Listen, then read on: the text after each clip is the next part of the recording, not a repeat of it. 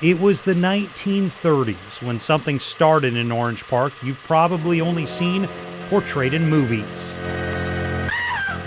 What is this monkey farm, monkey lab? What is it? Okay, we're talking about what was originally called the Yale Primate Research Laboratory. Cynthia Cheatwood runs the Historical Society of Orange Park and tells us in the old granary building, which is now a natural health store, there was a headquarters to an old monkey research lab, which eventually changed its name to Yerkes Primate Research Lab, run by a scientist with that name. Because some of the work that was done, cited in psychological journals, was cited the world over. A couple doors down, in an office park, you see an odd old concrete building with steps that seem to go nowhere on the second floor. Because there's a Tarzan from my youth idea in your head.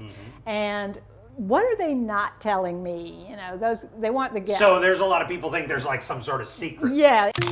That's where there was all sorts of research on monkeys for decades. Let's be honest, a lot of this sounds like a sci-fi movie. It just does. And one conspiracy theory floating the streets of Orange Park for decades is they were mating humans with monkeys and making the dreaded Humanzee wandering the streets of Orange Park.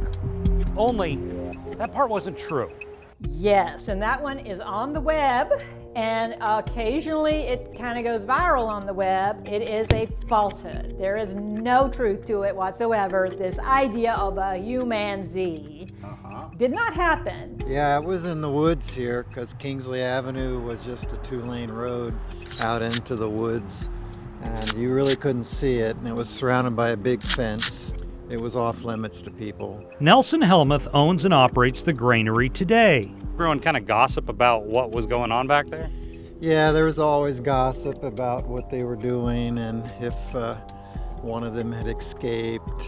The real gossip, I think, was the fact that Dr. Yerkes wanted to raise a young chimp as a human to see how humanized he would be, and that is where my building, which is the granary. He was a child when the monkey lab was still operational and shrouded in mystery until the mid-1960s. It didn't work out so well because the baby started taking on characteristics of the chimp instead of the other way around. So. He scoured his business for years and found very little evidence of what went on in the monkey lab, except one odd finding in the upstairs bathroom. There's a half a dozen electrical outlets, which surprises me for a bathroom.